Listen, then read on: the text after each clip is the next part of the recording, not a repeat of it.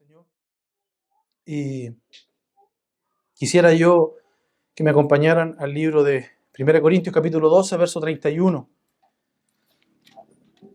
Y voy a leer desde el verso 31 hasta el verso 3 del capítulo 13. Y el título de la enseñanza del día de hoy es: el camino más excelente no es ser excelente.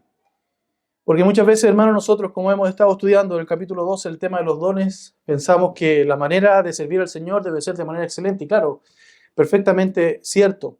Debemos servir al Señor de manera excelente, con lo mejor de nuestra vida, haciendo el mayor esfuerzo, poniendo lo mejor para nuestro Señor. Pero muchas veces nosotros pensamos que la excelencia es lo único con lo que nosotros podemos servir y debemos servir al Señor. O en otras palabras, pensamos que el servir de manera excelente al Señor va a llevar a que Él esté agradado de nosotros y a poder ser útiles en su reino. Pero fíjense que el apóstol Pablo en el verso 31 del capítulo 12, cuando le dice: pero deseen ardientemente los mejores dones, él haciendo mención precisamente a aquellos dones de los cuales estaba hablando, que los mejores era el de profecía, era el de lenguas, era el de la predicación, ¿cierto? Les termina diciendo en este verso: y aún yo les muestro un camino más excelente.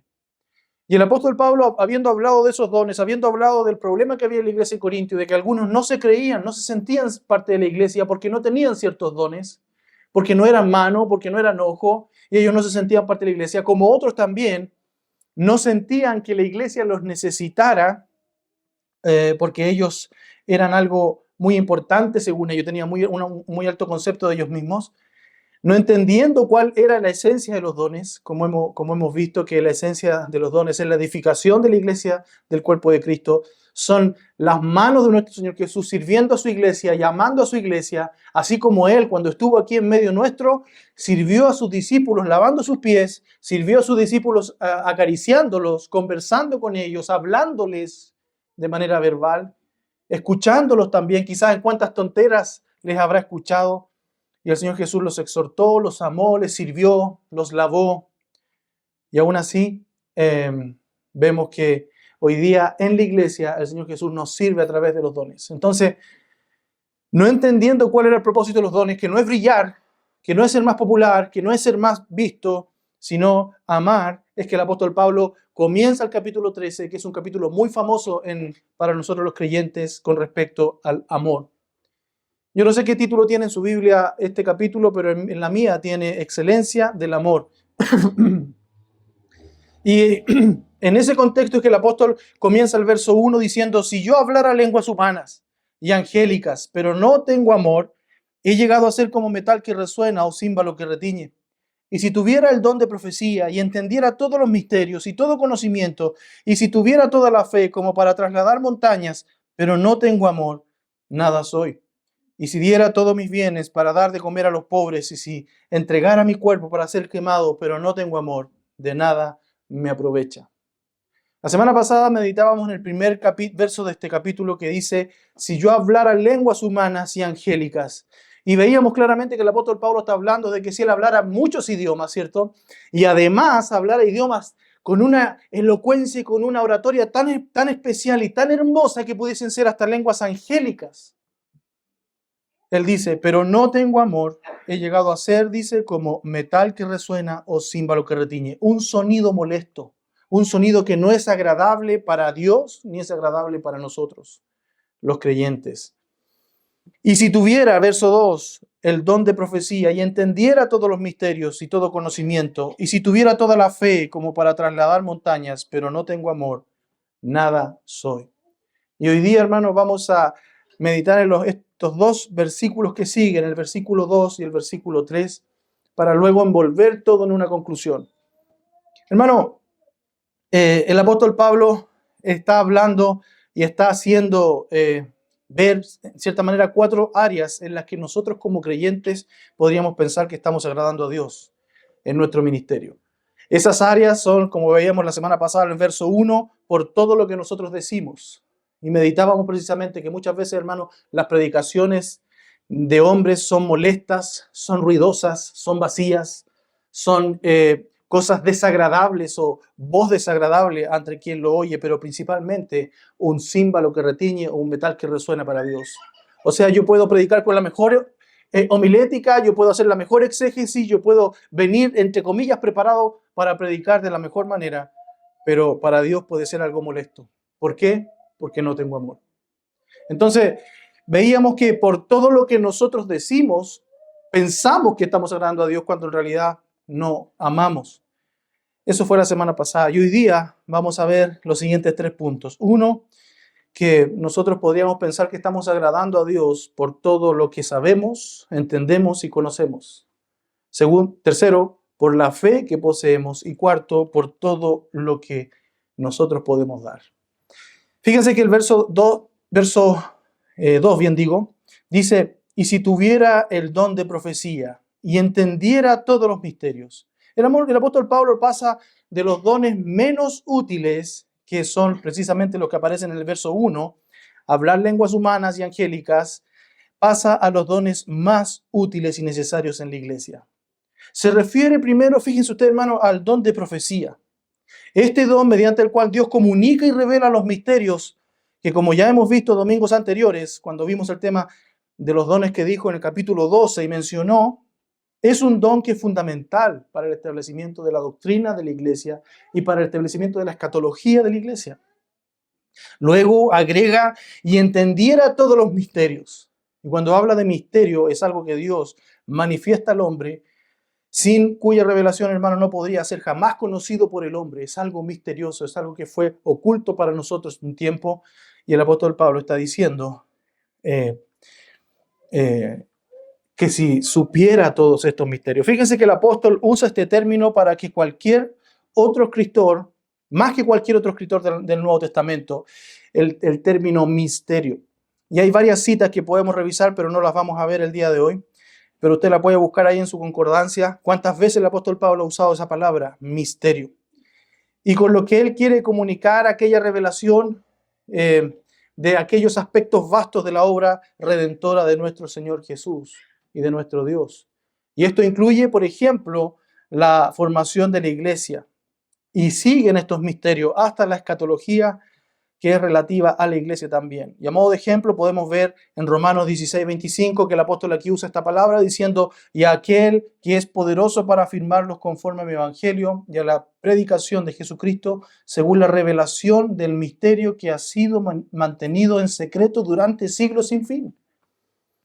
Él ha revelado ese misterio que ha sido mantenido en secreto durante los siglos sin fin, pero que ahora dice ha sido manifestado y por las escrituras de los profetas conforme al mandamiento de Dios eterno, y se ha dado a conocer a todas las naciones para guiarlas a la obediencia de la fe. Fíjense que Dios había mantenido en secreto estos misterios y las reveló mediante sus profetas. ¿Para qué? Para guiar a todos a la obediencia de la fe. También lo vemos, por ejemplo, en el tema de la escatología, en 1 Corintios 15:51. Así que les digo un misterio. Dice, no todos dormiremos, es decir, no todos vamos a morir, pero todos seremos transformados en un momento, en un abrir y cerrar de ojos, a la trompeta final, pues la trompeta sonará y los muertos resucitarán incorruptibles y nosotros seremos transformados. Entonces, el apóstol Pablo asegura además que la revelación del misterio de Dios se hace por medio de los profetas. Efesios 3, 4 al 6 dice, en vista de lo cual leyendo podrían entender mi comprensión del misterio de Cristo, que en otras generaciones no se dio a conocer a los hijos de los hombres, como ahora ha sido revelado a quienes, a sus santos apóstoles y profetas por el Espíritu, a saber que los gentiles son coherederos y miembros del mismo cuerpo, participando igualmente de la promesa en Cristo Jesús mediante el Evangelio. Entonces estos misterios no cualquiera los podía entender, no cualquiera le era revelado estos misterios, sino que a sus santos apóstoles y a los profetas que Dios escogía para revelar su voluntad. El misterio y los misterios como parte de la revelación total de Dios en esta dispensación vienen de Dios, proceden de Él, quien lo da directamente, como dice Efesios 3:3. Entonces los profetas ponen el fundamento doctrinal para la iglesia, y así lo expresa el apóstol Pablo un poco más adelante en el capítulo 2, verso 20 de Efesios, cuando nos habla de que están edificados sobre el fundamento de los apóstoles, haciendo mención a las enseñanzas de los apóstoles y profetas, siendo Cristo Jesús mismo la piedra angular. Esa enseñanza, esos misterios revelados a los apóstoles y revelados a los profetas son nuestro fundamento hoy día. Y hermanos, nosotros como iglesia tenemos fundamento. Quizás nuestros padres espirituales han muerto, quizás nuestra ascendencia no la tenemos muy clara, pero sí tenemos claro de dónde venimos, de nuestros apóstoles y nuestros profetas. ¿La iglesia hoy día tiene apóstoles? Sí, pero están en la presencia del Señor, no están con nosotros. Estos son los apóstoles, estos son los profetas, los cuales Dios fundó su iglesia. ¿Entienden? Y nosotros fuimos edificados sobre ese fundamento. Ahora, le estoy diciendo todo esto porque ya van a entender mi punto. Y por último, tercero, el apóstol Pablo afirma también que la profecía es uno de los dones de mayor importancia para la iglesia. Y así lo vimos en el capítulo anterior, capítulo 12 de 1 Corintios, verso 28.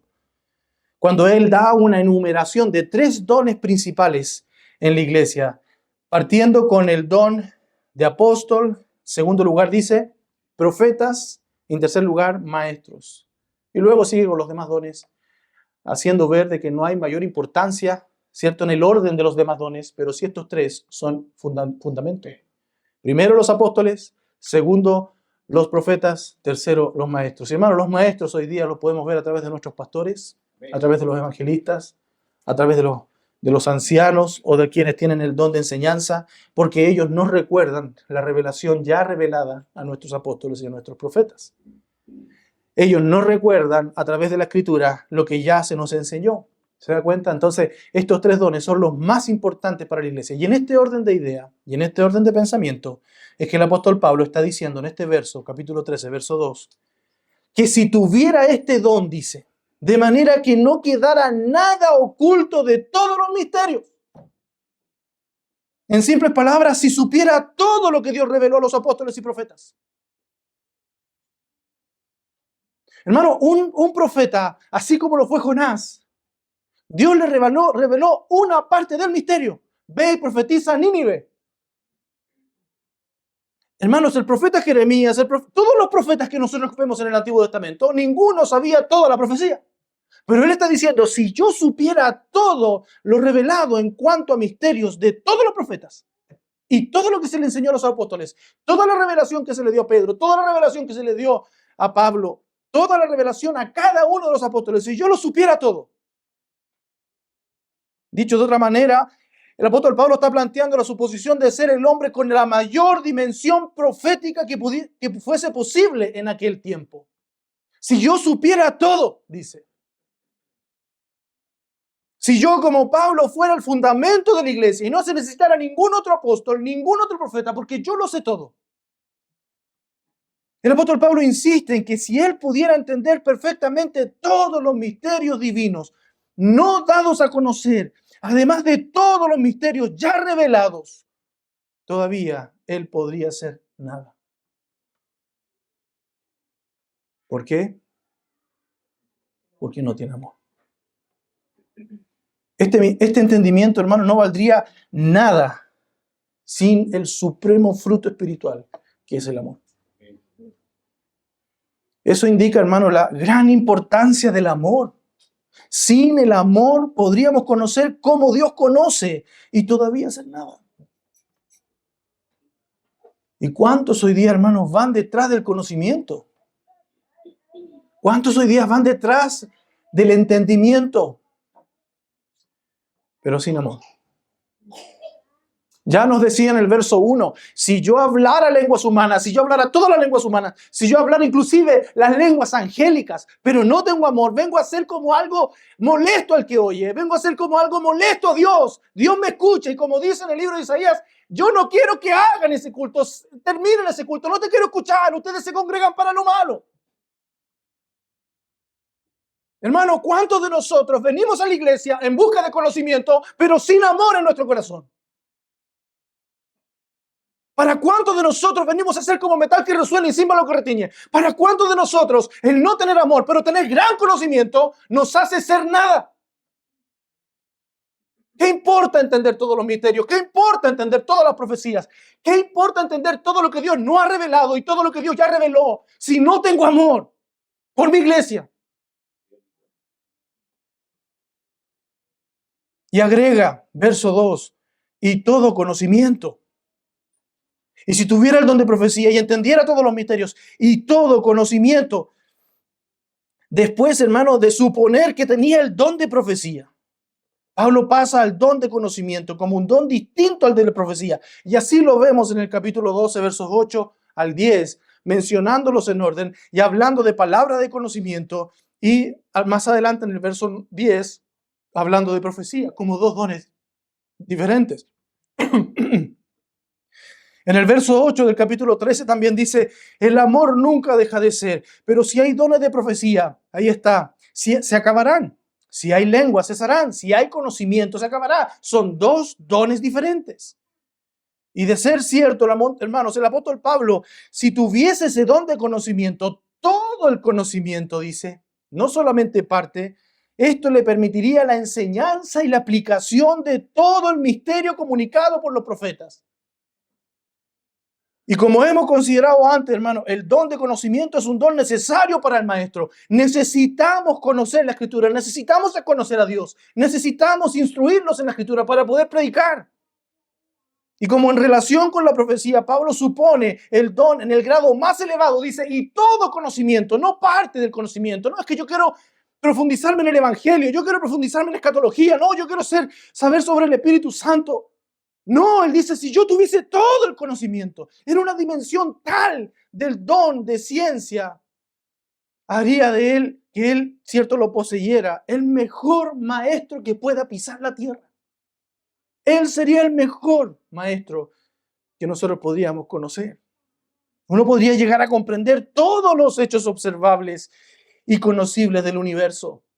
Podría ser un científico que tuviese todo el conocimiento de lo que Dios ha creado, ser prácticamente omnisciente. Y todavía sería nada si no tengo amor. En otras palabras, hermanos, si alguien de alguna manera pudiera llegar acá a abarcar todo lo correspondiente al Creador y la creación, sería un cero a la izquierda sin amor. Esto nos da respuesta muchas veces a los científicos que nosotros conocemos en nuestra vida, a maestros en las universidades, hermanos, gente muy preparada, gente que sabe mucho, gente que tiene una cabeza que a mí me deslumbró. Yo cuando estudié en la universidad, hermano, yo conocí profesores que yo decía, estos tipos son secos. Pero no amaban como Cristo amó, porque el amor de Cristo no había sido derramado en su corazón. El apóstol Pablo podría ser el doctor, teólogo, científico, hermano, más sorprendente e inigualable de toda la tierra. Pero él dice, si no tengo amor, nada soy. ¿Cuántos de nosotros, hermanos, animamos a nuestros hijos a conocer más, a aprender más? Estudia esto, hijo. Cuando en realidad lo que debemos animarnos a que en ellos crezca aún más el amor de Cristo. Si todo esto equivaldría a nada sin amor, hermano, te hago una pregunta, para ti, para mí, o para mí, quizás tú eres alguien destacable en el mundo intelectual. Pero yo me hago esta pregunta, ¿cuánto menos es todo mis limitados logros espirituales, incluyendo mi conocimiento bíblico y teológico, sin amor? Si el apóstol Pablo dice que si él teniendo todo el conocimiento, si no tiene amor es nada, ¿cuánto menos yo? Que mi conocimiento es tan limitado. Equivaldría a menos que nada. Y esa clase de conocimiento sin amor, hermano, es peor que la mera ignorancia. ¿Sabe lo que produce esa clase de conocimiento nuestra? Que es un conocimiento muy limitado, ínfimo, que no llega ni siquiera a la estatura del apóstol Pablo. Sin amor, lo que produce es un ser pedante espiritualmente. Es un ser pedante porque es orgulloso, porque es arrogante, porque es farisaico, porque es horrible, porque no tienen amor. Hermano, yo cuánto me he estado analizando en mi vida, todo lo que he hecho, Señor, cuánto de lo que he hecho ha sido sin amor.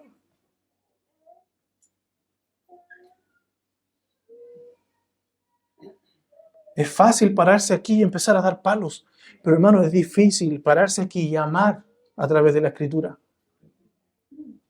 Muchas veces uno instrumentaliza la Escritura para dar palos a alguien. Y hermano, eso yo lo hice muchos años.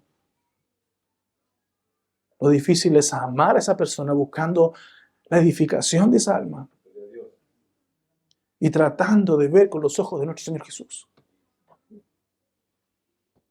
Cuán pedante he sido espiritualmente, cuán orgulloso, cuán arrogante, cuán farisaico, cuán horrible he sido cuando manifiesto y ejecuto mis dones sin amor. Con el poco conocimiento que tengo, con la poca teología que entiendo. El conocimiento espiritual es bueno, hermano. Es bello y es fructífero en la obra del Señor cuando se ejerce con humildad y cuando se ministra a otros con amor. Pero es horrible y es infructuoso cuando carece de amor. El mero conocimiento, aún las verdades de Dios, nos envanece. El amor, hermano, es lo que a nosotros como ingrediente es absolutamente esencial para la edificación de la iglesia. No el mero conocimiento, el simple conocimiento. Hermanos, los seminarios, las universidades no hacen siervos del Señor. Muchas veces nosotros pensamos que con el conocimiento vamos a servir mejor al Señor, cuando en realidad lo que nos falta a nosotros para servir al Señor mejor es el amor. 1 Corintios 8:1 dice, en cuanto a los sacrificados a los ídolos, el apóstol Pablo le dijo a sus hermanos ahí en Corinto, sabemos que todos tenemos conocimiento. El conocimiento envanece, pero el amor edifica. ¿Y cuál fue la expresión del amor de él? Si mi hermano se ofende porque como carne sacrificada a los ídolos, entonces dejo de comer. Pero si mi hermano se ofende porque no como, entonces como. No me guío por las reglas, las normas, las tradiciones, me guío por el amor. Pablo, hermano, no menospreciaba el conocimiento, mucho menos el conocimiento de la palabra del Señor. A los filipenses él escribió en Filipenses 1:9, y esto pido en oración, que el amor de ustedes, escuche bien, abunde aún más y más en conocimiento verdadero y en todo discernimiento. La Reina Valera dice todo conocimiento, pero la Biblia de las Américas lo traduce como discernimiento. Y fíjense, hermano, ¿qué es lo que hace abundar el conocimiento verdadero en la iglesia? Es el amor. No es el conocimiento a secas, no es el leer libros a secas, no es el entender un poquito de teología a secas, es el amor en la iglesia. No podemos ser edificados ni obedecer lo que no conocemos, pero podemos conocer y no obstante no obedecer ni fortalecernos unos a otros. Muchas veces nosotros conocemos mucho, pero obedecemos poco. Muchas veces nosotros queremos escuchar más predicaciones y más enseñanzas y leer más libros, cuando en realidad en lo poco no obedezco. Honra a tu padre y a tu madre. Ama a tu esposa como Cristo amó a la iglesia. Instruye a tus hijos en la disciplina y amonestación del Señor. Santifícate, ora, lee, entrégate. Y no lo obedecemos. Pero queremos saber más. Solo el amor, hermano, nos hace abundar en ciencia y en todo conocimiento. Leo nuevamente Filipenses 1:9. Y esto pido en oración, dice el apóstol Pablo, que el amor de ustedes abunde aún más y más en conocimiento verdadero y en todo discernimiento. El amor abunde en conocimiento. No el conocimiento en amor, sino que el amor en conocimiento. Hermano, solo el amor nos hace abundar en ciencia y en todo conocimiento. Y podemos conocer y no ser edificados. El amor es el edificador divino en la iglesia. Por eso que el apóstol Pablo dice, yo les muestro un camino aún más excelente. ¿Cuál? Ser excelente, pastor, es lo que hago, ¿no? Amar. La segunda razón por la que los cristianos muchas veces piensan que están agradando a Dios es por la fe que poseen. Si Pablo, hermano, no menospreciaba el conocimiento, aún menos él menospreciaba la fe. Nadie predicó la necesidad de la fe y especialmente la fe salvadora con más energía y con más diligencia que el apóstol Pablo. Pero él no está hablando aquí de la fe que salva, esa fe que te hace salvo, sino que está hablando de aquella fe que hace hechos portentosos y milagrosos. Dice el verso 2, y si tuviera el don de profecía y entendiera todos los misterios y todo conocimiento, y si tuviera toda la fe como para trasladar montañas, toda la fe, Y fíjense, hermanos, que además de hacer referencia a tener la plenitud de la fe, de tal manera que él pudiera trasladar montañas, es decir, moverlas de un lugar a otro, algo que para nosotros es imposible, hermano, y ya hemos considerado, como les dije antes, sobre este don del Espíritu Santo que capacita al dotado para llevar a cabo milagros grandes. No está hablando solo de creer en Jesús para salvación, está hablando de hacer milagros grandes con tu fe y mover los montes, hermano. Cuando el apóstol Pablo habla de mover montañas de un lado a otro, está mencionando lo que el Señor Jesús dijo allá en Mateo.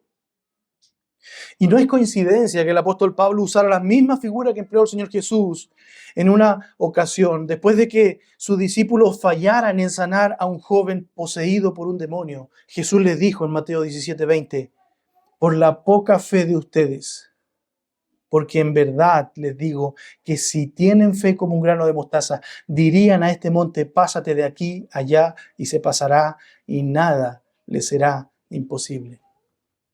Ellos tenían ese don de fe con el que podían hacer sano a este joven que estaba endemoniado, poseído.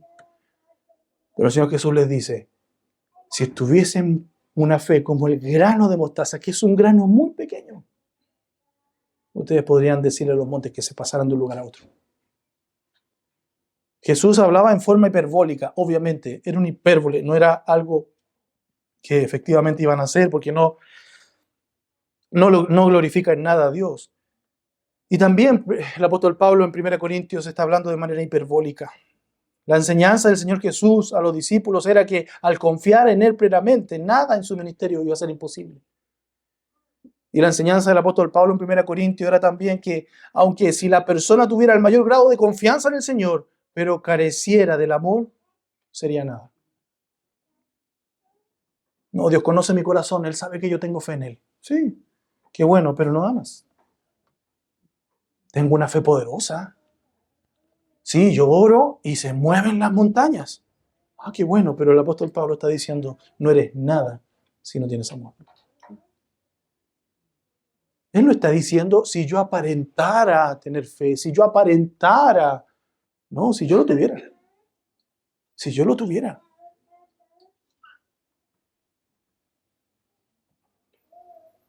La tristeza, hermano, es que hay muchos creyentes que el día en que se enfrenten a Dios van a pasar de la iglesia al infierno. Porque el mismo Señor Jesús dijo, no todo el que me dice Señor, Señor, entrará en el reino de los cielos. Y nosotros decimos todos los días, Señor. Y Él menciona dones. Él dice, en tu nombre profeticé, en tu nombre eché fuera demonios, en tu nombre hice milagros. Esos son dones. Pero Señor, si yo en tu nombre predicaba todos los domingos. Pero Señor, si yo tuve 10 hijos. Pero Señor, si todos mis hijos fueron creyentes. Sí, pero tú no, a ti no te conozco. Apártate de mí. Y aquí viene la evidencia de alguien que no es regenerado. Es alguien que practica la iniquidad. Apártate de mí, hacedor de maldad. No dice apártate de mí, incrédulo. No, porque creen. Hasta los demonios creen y tiemblan. Hacedor de maldad. Pero nosotros podemos tener todos los dones, los mejores dones, y no amar. Y aún así ser nada. Qué hermoso predicaba Steve Lawson. Bueno, ¿te lo escuchó? Bueno, no creo porque predicaba en inglés solamente, pero a los que, bueno, no sé si alguien lo escuchó, pero si usted lo escuchó predicar, hermano, era un tremendo predicador. Yo lo trato de seguir porque no entiendo bien en inglés, pero algo entiendo. Y pongo subtítulos y trato de seguir su argumentación, su exégesis, su homilética, hermano, y era un maestro. Pero lamentablemente, cuando se descubrió su adulterio, no fue un adulterio en el momento, fue hace años que él tenía una vida adúltera. Y él tenía un don. Pero no era nada para Dios. ¿Cuántas predicaciones para Dios no fueron nada? Fueron címbalo que retiñe, metal que resuena. Lo que a mí me estremece de este texto, hermano, es que nosotros lo único que vemos son dones en la iglesia, pero no podemos ver el amor. Yo no sé si usted cuando me abraza me ama. Yo no sé si cuando usted ora por mí me está diciendo, me está amando realmente. Yo no sé. Y usted no sabe si cuando yo le estoy enseñando la Escritura, yo lo estoy amando. Pero hay uno sí que sabe. Y Él nos va a juzgar. Y esa debe ser nuestra premura en examinarnos a nosotros mismos. ¿Estamos sirviendo? Sí, pero ¿para qué? ¿Para ser visto por los hombres, como los fariseos?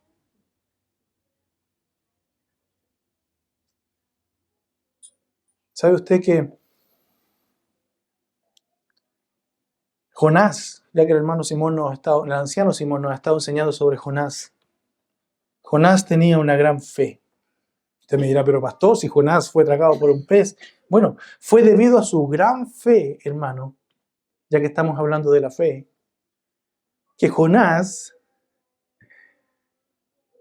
no quería ir a predicar a Nínive. ¿Sabe por qué? Porque sabía que Dios iba a salvar a los ninivitas a través de su predicación. No, yo no quiero, Señor, no quiero. ¿Por qué? No fue como nosotros que somos, ay, que yo soy penca, Señor, yo no hago bien las cosas, yo predico ahí nomás, Señor. ¿Por qué no usas a otro? No, Jonás sabía que se iba con el mensaje, con el poder de Dios, no por él, sino por el poder de Dios. Él tenía una fe gigante, él creía que iba a salvar. Y él no quería ir porque los iba a salvar. No tenía temor al fracaso, él tenía temor al éxito. Tenía gran fe en el poder de la palabra de Dios. Él conocía a Dios, él sabía el poder que tenía en su boca a través de la palabra de su Señor. Pero su problema, hermano, consistía en que no quería que los malvados ninivitas fueran salvos por Dios. ¿Cuántos de nosotros, hermanos, no predicamos a ciertas personas porque no queremos que se salven? Porque sabemos que si escuchan el Evangelio se van a salvar. Pero ¿cuántos de nosotros tenemos la fe de este hombre? Él sabía, no tenía amor por los ninivitas. Ni siquiera después de que se arrepintieran tuvo amor por ellos. No quería que los ninivitas se salvaran. Y se enojó porque el Señor sí estaba dispuesto a salvarlos. Pero él tenía fe.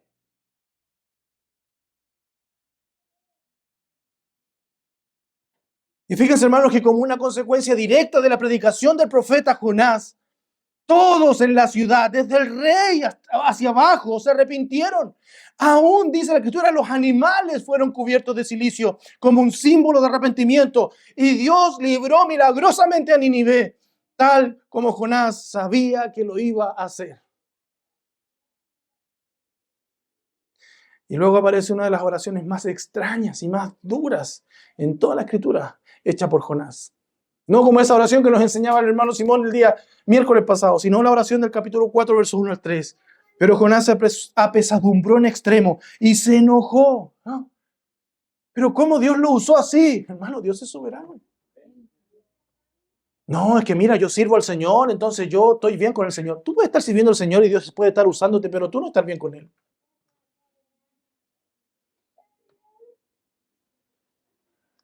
Él oró, dice el verso 2, a Jehová y dijo, ahora, oh Jehová, ¿no es esto lo que yo decía estando aún en mi tierra? Por eso me apresuré a huir a Tarsis, porque sabía yo que tú eres Dios clemente y piadoso, tardo en enojarte y de grande misericordia, y que te arrepientes del mal. Ahora pues, oh Jehová, te ruego que me quites la vida, porque mejor me es la muerte que la vida. Hermano, yo no puedo entender a Jonás viendo una nación entera siendo salva y él queriendo morirse por aquello, porque ese hombre no tenía amor. No amaba, pero sí tenía una fe inquebrantable, sí sabía lo que era su Dios todopoderoso, sí conocía el poder de la palabra de Dios, pero no amaba. El profeta Jonás no era ni quería hacer todo lo que reconocía que era el Señor. Y es difícil de imaginar, hermano, un hombre de Dios más falto de amor que Jonás. Su fe le indicó correctamente que iba a tener lugar un gran éxito allá en Nínive cuando él predicara, pero el profeta fue un gran fracaso.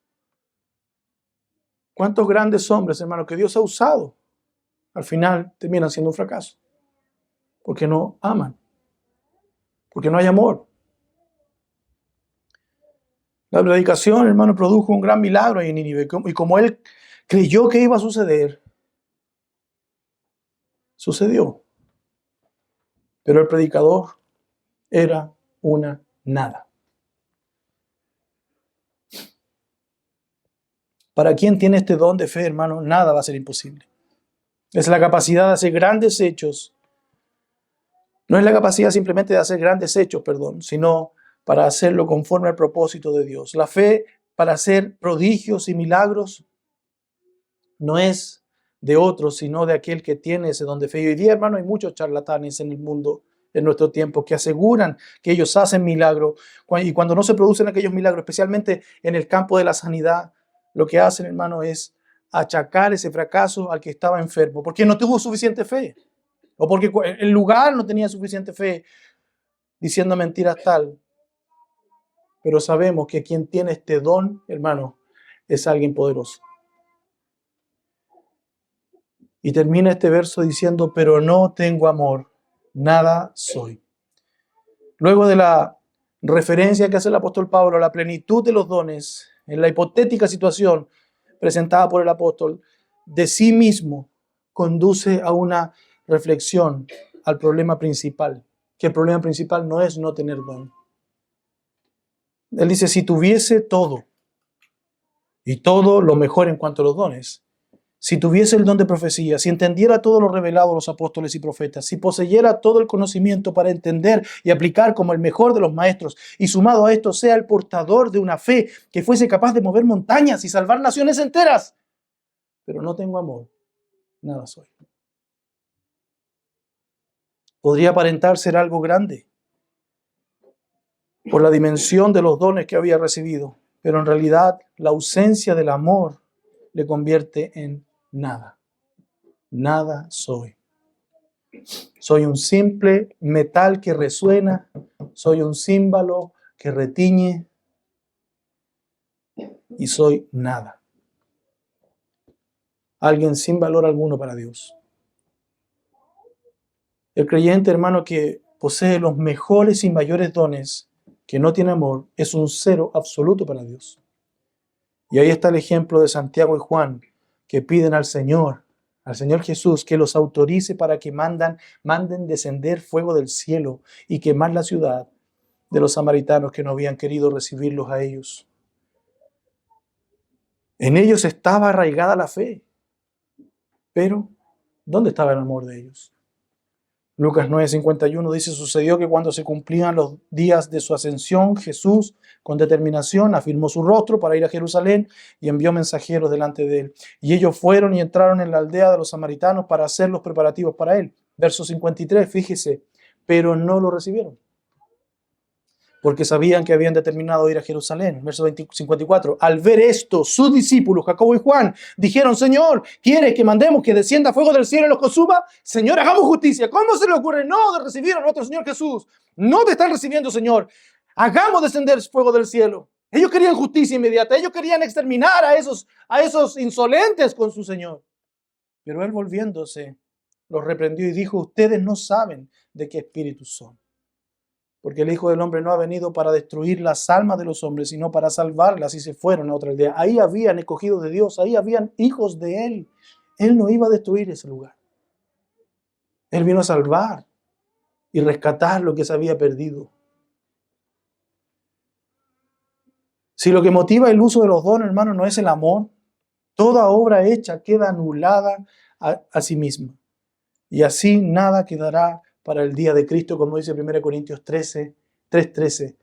Y la obra de cada uno se hará evidente, porque el día la dará a conocer. Pues con fuego será revelada. El fuego mismo probará la calidad de la obra de cada uno. Si permanece la obra, dice, de alguien que ha edificado sobre el fundamento, recibirá recompensa. Si la obra de alguien es consumida por el fuego, sufrirá pérdida. Sin embargo, él será salvo, aunque así como a través del fuego. Todas las obras que nosotros hemos hecho, hermanos, si no hay amor en ellas, entonces nada sirven. Vamos a quedar solo con nuestra salvación. Y como dicen algunos por ahí, con una mano adelante y con una mano atrás. Y nada más. Incluyendo pastores, diáconos, hermanos, evangelistas. Si hablamos de dones, hermanos, en la iglesia, los dones de conocimiento y de sabiduría y de profecía, de fe, serían los primeros en la lista, por lo importantes que son para la edificación del cuerpo de Cristo. Pero, ¿cuál es el fruto de estos dones usados sin amor? Nada. Cualquiera obra hecha en base, sin el amor, hermano, no tiene ningún valor delante de Dios. Debido a que no es hecha conforme a su voluntad, ya que Dios es amor y nada hace ni puede hacer al margen de ese atributo de Él. De otra forma, Dios lo hace todo con amor. Hermano, ¿y quién ensalce a los hombres por lo que hacen sin pensar en las motivaciones de lo que hacen?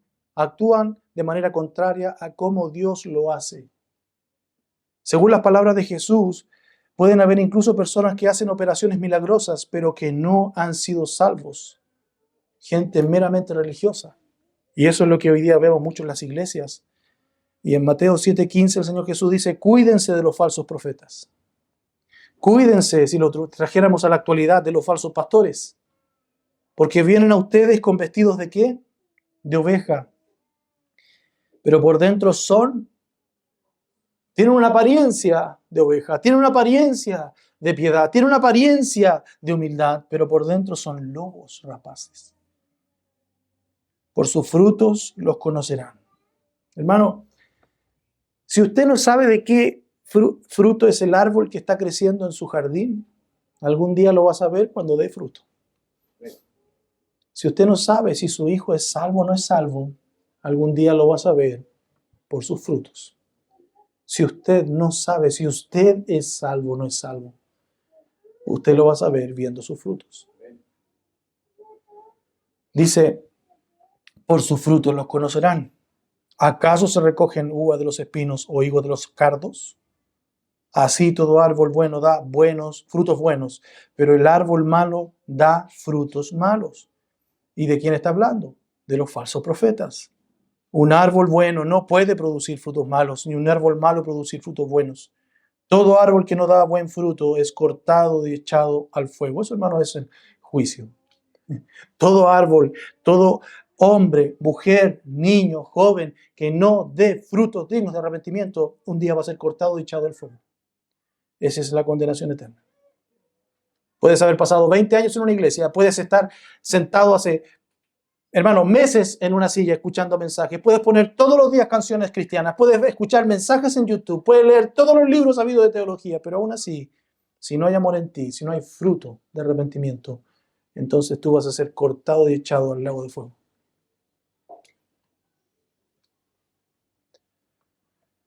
Un árbol bueno no puede producir frutos malos, ni un árbol malo producir frutos buenos. Todo árbol que no da buen fruto es cortado y echado al fuego. Así que por sus frutos los conocerán. No todo el que me dice, Señor, Señor, entrará en el reino de los cielos, sino el que hace la voluntad de mi Padre que está en los cielos. No el que dice, no el que profetiza, no el que enseña, no el que dice amén, no el que canta canciones hermosas, sino el que hace, el que practica la justicia, el que hace la voluntad de Dios.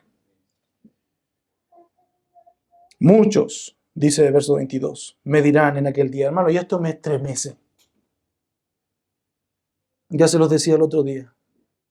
En esta iglesia no somos muchos, pero de los pocos que somos, hay muchos que ese día van a decir, Señor, Señor. Y yo me pregunto, Señor, ¿cuántos realmente no son tus hijos? De los 44 miembros que tenemos en esta iglesia, ¿cuántos de esos 44 no son tus hijos? Que sirven de manera espléndida y maravillosa, tienen talentos y dones,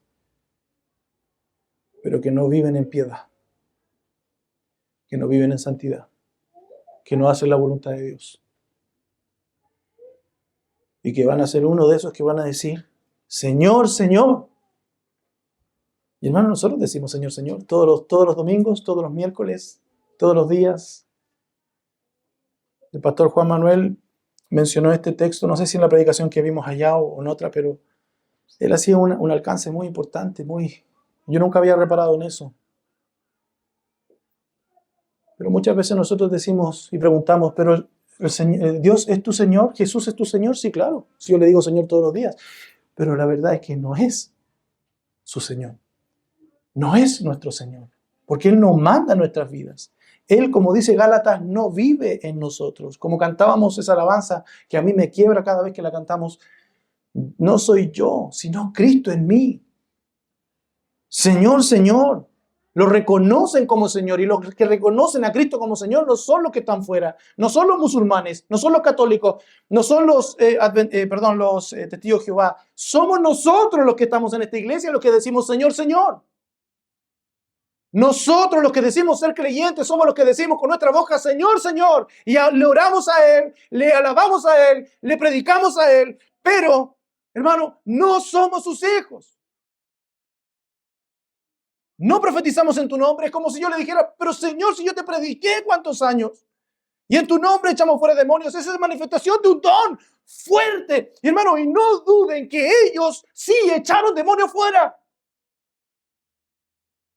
Y en tu nombre hicimos muchos milagros. Y no duden que ellos hicieron muchos milagros. Ellos tuvieron frutos de dones, pero no frutos de arrepentimiento, no vidas piadosas, no el fruto del amor en sus corazones. Y en tu nombre hicimos muchos milagros. Verso 23. Entonces les declararé el Señor Jesús con su boca a estos que lo reconocen como Señor, que hicieron muchas cosas en su nombre, que sirvieron en iglesias, estuvieron reunidos en iglesia, fueron a cultos en su iglesia. Les va a decir con su propia boca, jamás los conocí. Apártense de mí, los que practican la iniquidad. Apártate de mí, tú que vives en pecado.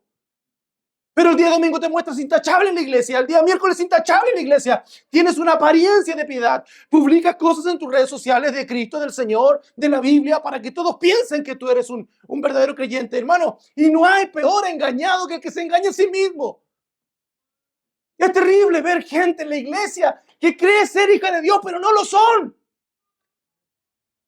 ¿Y cómo le digo a esta persona, tú no eres hija de Dios, tú no eres hijo de Dios? Porque tu vida muestra que no eres hijo de Dios, porque no vives en piedad, porque no hay amor en tu corazón. Porque quien dice que ama al prójimo no desea el mal de su prójimo. No quiere dañar a su prójimo. Un jovencito con una jovencita que dice que es creyente y están conociéndose, no van a fornicar, porque yo no quiero tu perdición, yo quiero tu edificación. Por eso que el resumen de toda la ley, de todos los mandamientos, es el amor a Dios por sobre todas las cosas y el amarnos al prójimo como a uno mismo. Porque si yo amara con el amor de Cristo, entonces no violaría ni un mandamiento en mi vida. Y cuando lo violo, hermano, abogado tengo en los cielos. Mi Señor Jesús, que Él derramó toda sangre, que Él murió en aquella cruz por cada pecado, y me voy a postrar ante su presencia y le voy a decir, Señor, perdóname nuevamente. Pero el pecado hoy día me duele.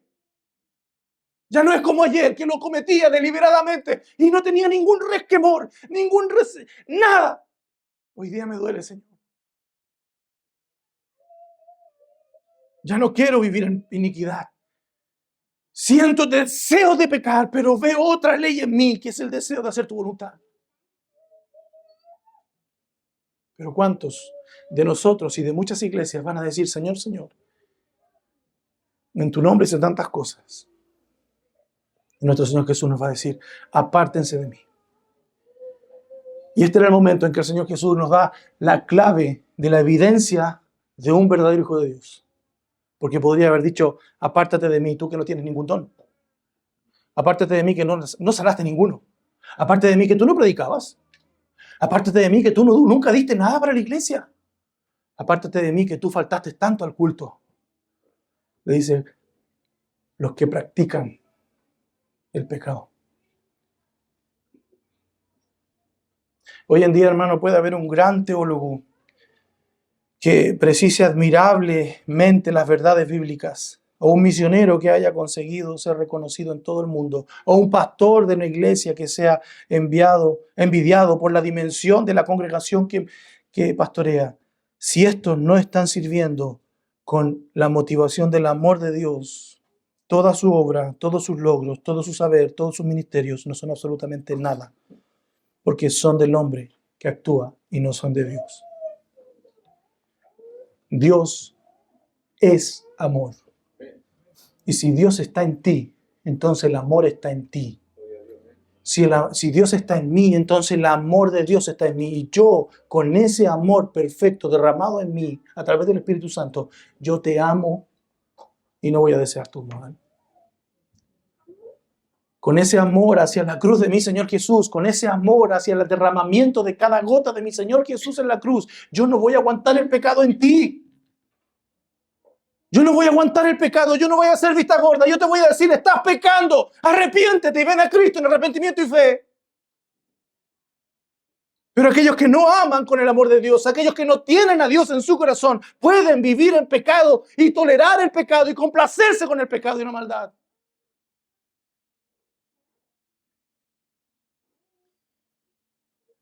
Y por último, en el verso 3, otra característica de aquel que cree que está agradando a Dios es por todo lo que Él da. Dice, y si diera todos mis bienes para dar de comer a los pobres, y si entregara mi cuerpo para ser quemado, pero no tengo amor, de nada me aprovecha. Hermano, si diera todos mis bienes, dice, para dar de comer a los pobres. Fíjense que el apóstol Pablo transita desde la vereda de los que podían decir con su boca, es decir, hablar en lenguas, hasta en lenguas angélicas en el verso 1. Además de poder profetizar con todo el entendimiento de los misterios y el conocimiento de todo cuanto existe, con la mayor fe que pudiesen tener, verso 2, para llegar a la máxima posible en cuanto al amor. ¿Y saben cuál es la máxima posible en cuanto al amor? Darlo todo. Comenzando por el desprendimiento máximo que existe, que consiste en entregar la totalidad de lo que posee para dar de comer a los pobres, que es una de las acepciones del verbo submiso. La palabra diera, que en la Reina Valera se traduce como repartiese, significa dar en pequeñas cantidades y habla de un programa sistemático a largo plazo de dar todo lo que la persona posee. Es un acto, hermano, que es de suprema beneficencia para los pobres. Es entregar todos los bienes para dar de comer a los pobres. Y fíjense, hermano, que no es un acto espiritual, sino que es un fruto del amor genuino. Sin importar cuán grande sea el sacrificio ni cuántas personas sean alimentadas con eso, dar parcialmente los bienes para atender la necesidad de los pobres es algo muy filántropo. Y eso, hermano, es lo que pasó en la iglesia de Jerusalén. Y nosotros, si viéramos una persona así, diríamos, wow, qué hermano ejemplar. En Hechos 4:34 veíamos que, pues, dice, no había pues ningún necesitado entre ellos. ¿Por qué? Porque todos los que poseían tierras o casas las vendían, traían el precio de lo vendido y lo depositaban a los pies de los apóstoles y se distribuía cada uno según su necesidad. Es lo mismo, distribuir en pequeñas porciones a aquel pobre que no tenía nada. Y recordemos, hermano, que la iglesia de Jerusalén, después de aquellos miles de convertidos, muchos se quedaron en Jerusalén abandonando sus casas, sus terrenos, sus vidas, sus trabajos, todo. Y lo que hizo la iglesia fue ayudar a estos hermanos económicamente para que pudieran vivir ahí y escuchar cada domingo la enseñanza. Cuando de hecho nosotros no somos capaces de dejar ni siquiera nuestras comodidades por venir a escuchar de la palabra del Señor. Y fíjense que una exigencia semejante fue la que le hizo el Señor Jesús al joven rico. ¿Recuerda usted? En Lucas 18:22, que le dijo que vendiera todo lo que tenía y que lo diera a los pobres. Pero ¿qué hizo el joven rico? Se fue triste. Entonces, los rabí, hermano, enseñaban en aquel tiempo que los creyentes nunca tenían que dar más del 20% de sus ingresos o de su riqueza, de manera que la ilustración que el apóstol Pablo está dando no tenía precedentes. Era algo sin precedentes. Y aún así, hermano, las personas que se beneficiaban de esa generosidad tendrían su estómago lleno, tendrían sus necesidades satisfechas, pero para el dador nada le sirve. Tanto su cuenta bancaria como también su cuenta espiritual quedarían vacías. Porque el dar por obligación legalista, hermano, por el deseo de ser reconocido, por el deseo de ser alabado, por el liberarse de alguna conciencia culpable, hermano, de nada sirve. Solo el amor hace que el dar realmente sea agradable para el Señor. El mandamiento del Señor Jesús nos dio para que nuestra mano izquierda cuando dé no se entere lo que hace la mano derecha en Mateo 6:3, nos ayuda a protegernos de esa tentación, de esos motivos perversos, motivos falsos de dar, que son carentes de espiritualidad y carentes de amor. Entonces la beneficencia con amor, hermano, tiene mucho mérito y Dios lo valora, pero sin amor no sirve para nada. Y es así que sigue aún creciendo el caso hipotético del apóstol Pablo en el verso 3, diciendo, y si entregara mi cuerpo para ser quemado. Y aquí lo que está diciendo, hermano, al igual que los amigos de Daniel, dicen en Daniel 3:28, entregaron su cuerpo. Está haciendo mención a ser quemado vivo, a ser muerto en una hoguera. Como él lo expresó en Romanos 12:1, por tanto, hermanos, les ruego por la misericordia de Dios que presenten su cuerpo como sacrificio vivo, santo, agradable a Dios, que es el culto racional. Aunque diese todos mis bienes y yo mismo me vendiese como esclavo, porque algunos teólogos piensan que también estaba hablando de venderse él y ponerse una marca con fuego en la espalda, pero la interpretación más correcta es que él mismo sea quemado. En cualquier caso, hermano, el sentido tiene que ver con la entrega total a los demás. No importa cuántos pueda sufrir por causa de su servicio, por causa de testimonio, no tendrá ninguna ganancia espiritual si tu testimonio y tu obra no son llevados a cabo con amor. Porque termina diciendo el verso 3, pero no tengo amor, de nada me aprovecha. Y hermano, esta entrega tiene que ser hecha con amor para que tenga valor, no sin amor, no por el querer que te vean los demás. Y la frase, hermano, la frase concluye con los ejemplos anteriores y se repite nuevamente, y no tengo amor, de nada me aprovecha. Quiere decir que hay otros motivos que impulsan las acciones de entregarse en sacrificio vivo, de dar todo para alimentar a los pobres. Es decir, los ricos no van al cielo por dar todo o por ser filántropos. Son obras estériles si no tienen el fruto del amor. Todo acto hecho en base a algo que no sea el amor, incluso las acciones más heroicas y los actos más desprendidos, no sirven de nada delante de Dios. Si el impulso del amor divino en el creyente, cualquier acción queda reducida a una obra humana simple en el espíritu del hombre que de nada aprovecha. Hermano, si tu corazón no está inflado por el amor de Dios, nada vas a ganar con que seas reducido a la pobreza, incluso la esclavitud o incluso las cenizas, en pro de la verdad.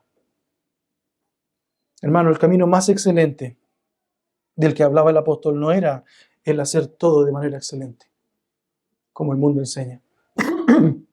En los 3 casos se repite la oración, si usted se fija en los versículos, pero no tengo amor. Predicar, enseñar, hablar en público, por muy angelical que suene tu voz, si no lo haces con amor, puede ser tan desagradable para Dios como un metal que resuena, un símbolo que retiñe, molesto a Dios y molesto a la congregación. El ser rico interiormente, en entender todos los misterios, tener todo el conocimiento y ser poderoso en la fe para poder profetizar como nadie, no me hace grande. Si no tengo amor, soy nada.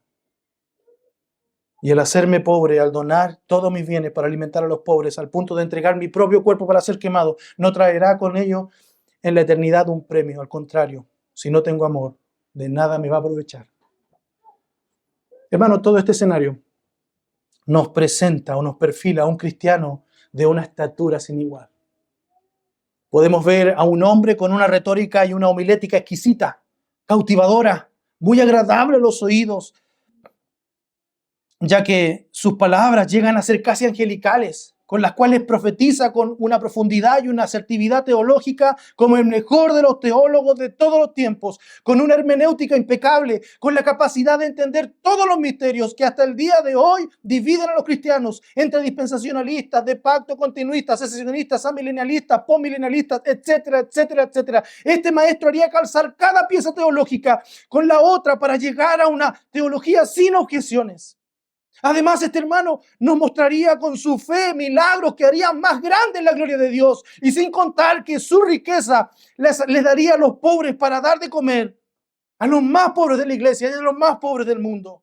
Y con el broche final con el que cada uno de nosotros daríamos la gloria a Dios por la vida de este cristiano ejemplo al ver cómo entrega su cuerpo para ser quemado por amor. Ese es el perfil del creyente del que está hablando el apóstol Pablo. Pero, ¿qué amor? Hermanos, ¿qué amor es con el cual ese creyente hace todo lo que hizo? ¿Con el amor de Dios o con el amor a sí mismo? En los postreros tiempos habrán hombres amadores de sí mismos. Su Dios será su vientre. Se alimentarán a ellos.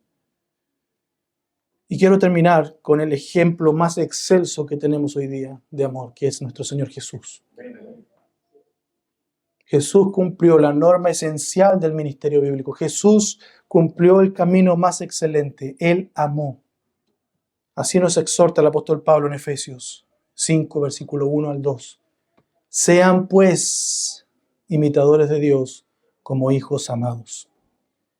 Y anden en amor, así como también Cristo los amó y se dio a sí mismo por nosotros. Ofrenda y sacrificio a Dios como fragante aroma. Sean imitadores, nos dice el apóstol Pablo. Pero de los mejores dones, como dice el verso 13, deseen ardientemente los mejores dones. Sean imitadores de Dios en los mejores dones, sean el mejor profeta, sean el mejor dador, sean el mejor administrador, sean el mejor sanador, sean el mejor hablador de lenguas, sean el mejor apóstol.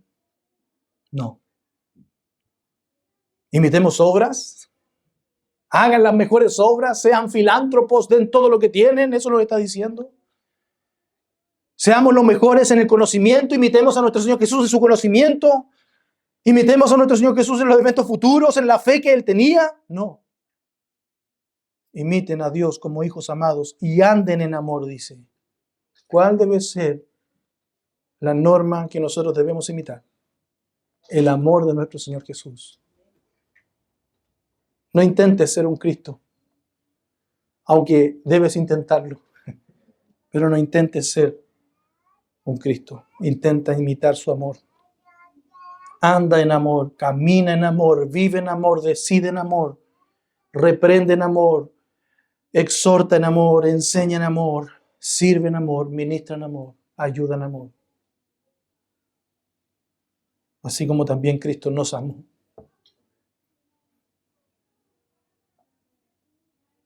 Así como Cristo nos amó. Y la forma de amar fue entregándose a sí mismo por nosotros. Fíjense que el verbo que se usa para decir, así como también Cristo les amó, está en pasado. Para entregarse después. Él nos amó en la eternidad pasada, para amarnos en aquella cruz. Habiéndose hecho hombre y humillándose en la condición de hombre, se entregó en aquella cruz por la muerte de nosotros, por la salvación de nosotros. Es por eso que Juan 3:16 dice, porque de tal manera amó. No dice de tal manera se entregó, no dice de tal manera nos sirvió, de tal manera predicó, de tal manera sirvió. Dice de tal manera amó Dios al mundo, que dio a su Hijo unigénito para que todo aquel que en Él cree no se pierda, sino que tenga vida eterna. Dios nos amó desde la eternidad sin haber hecho ningún bien, sin haber sido justo, sin haber siquiera profesado su nombre. Habiendo querido apartarnos de Él, Él nos amó igual. Él nos amó desde la eternidad y en ese amor entregó a su Hijo Jesús. Hermano, cuando tú vas con tu hijo en el auto y le preguntas, hijo, ¿tú sabes que te amo? Tu hijo podría responderte, sí, papá. ¿Y cómo sabes que te amo? Él no te va a decir porque todos los días me dices que me amas. Él te va a decir porque tú me regalaste una bicicleta. Porque tú me compraste lo que yo quería. Porque tú me llevaste al restaurante que yo quería. Pero Él no va a decir porque tú lo sientes, papá. Cuando nosotros vemos el amor de Dios, lo vemos reflejado en la entrega de su Hijo Jesucristo. Él dio a su Hijo Jesús. Y fíjense, hermano, en la lección deliberada de las palabras, Dios dio a su único Hijo. Y fíjense que en el verso 17 de Juan 3, dice, Dios envió a su Hijo. Estas dos cosas son verdad. Él dio enviando a su Hijo. Pero la primera de ellas que Él dio, dice, nos recuerda el sacrificio de nuestro Señor Jesús. Ofreció algo que para Él como Dios era querido y valioso, su propio Hijo. Algo que le importaba. No es como el niño que envuelve los juguetes con los que ya no juega como regalo de cumpleaños para su hermano pequeño. No es como el niño que le regala de muy buena manera a su hermano más pequeño aquella ropa que ya no le sirve porque no le queda. Es como aquel que está regalando algo muy valioso. El amor de Dios, hermanos, se manifiesta en este increíble regalo que es su propio Hijo, su único Hijo, entregado en aquella cruz para ser muerto por Él mismo, quebrado por Él mismo para nuestra salvación. Dios no exige, hermano, que paguemos algo para comprarlo o que hagamos algo para ganarlo, porque la salvación es gratuita, pero no es barata tampoco. Ese regalo, hermano, no nos cuesta nada a nosotros, pero al Hijo de Dios le costó su vida. Es por eso que dice Pablo, imiten a Dios. Imiten a Dios, anden en amor. Hermano, en lo que estamos sirviendo, ¿estamos sufriendo? ¿Estamos amando como Cristo nos amó? ¿Como Él se entregó? Pastor, no puedo. ¿Por qué? Porque tengo que trabajar. Churra, hermano, yo hasta le objetaría si me dijeras que tengo que ir a morir. No, venga a morir acá mejor. Pero cuán débil es nuestro amor. Cuán poco amamos nuestra iglesia. Cuán poco amamos aquellas almas que Cristo pagó en aquella cruz y recibió toda la ira de su Padre por cada pecado, por toda la eternidad. Fíjense que Dios entregó voluntariamente a su Hijo por usted, lo que me hace recordar las palabras del Señor Jesús el día de su última cena con sus apóstoles en 1 Corintios 11:24. Y después de dar gracias lo partió y dijo, está hablando del pan, esto es mi cuerpo. La Reina Valera lo traduce como, esto es mi cuerpo que por vosotros es partido. Bueno, la Biblia en las Américas es un poco más precisa y dice, esto es mi cuerpo que es para ustedes. No te hago culpable de morir, de que mi hijo haya muerto en la cruz. Yo te lo estoy dando. Mi cuerpo es para ti. Qué traducción más hermosa, hermano. Porque sabemos que su cuerpo fue molido en la cruz. Bueno, no molido porque ningún hueso fue quebrado. Por eso que esa traducción no es tan asertiva con la forma. Sino más bien fue entregado y dado en aquella cruz por cada uno de nosotros. Es para ustedes. Tómalo, recíbelo. Dios, hermano, dio este regalo como demostración de su amor. Y su amor se mostró al mundo entero. Su amor por el mundo es notable. No por el mundo, porque el mundo sea tan grande, sino porque el mundo es tan malo. No merecemos su amor. No los hemos ganado su amor.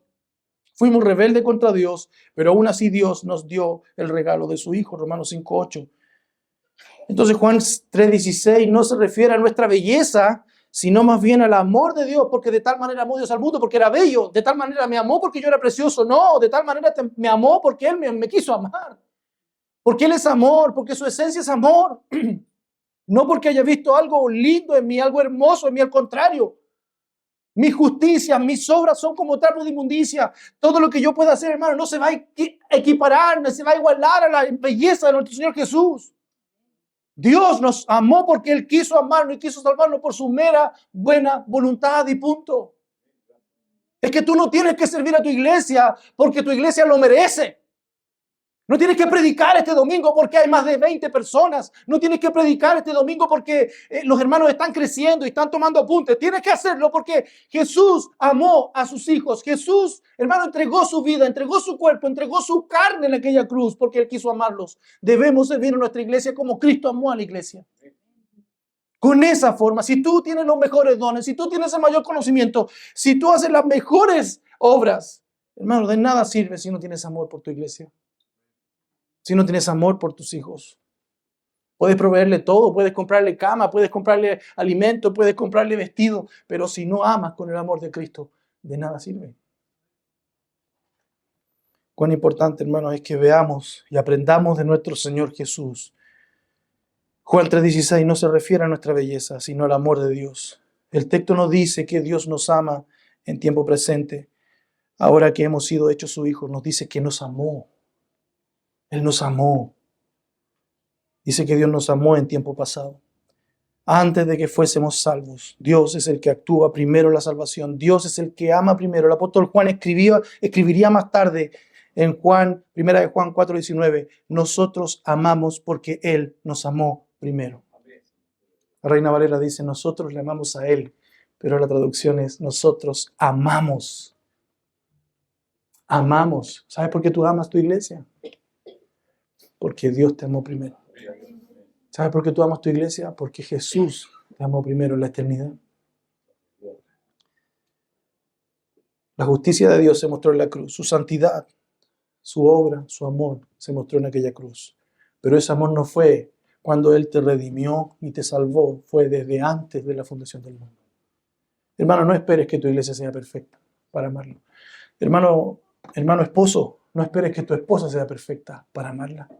Hermana, no esperes que tu esposo sea perfecto para amarlo. Debes amar porque Dios nos amó primero. Por eso amamos, porque Él nos amó a nosotros primero. Padre Santo, te doy gracias por este ejemplo tan excelso que tenemos, Padre, de nuestro Señor Jesús.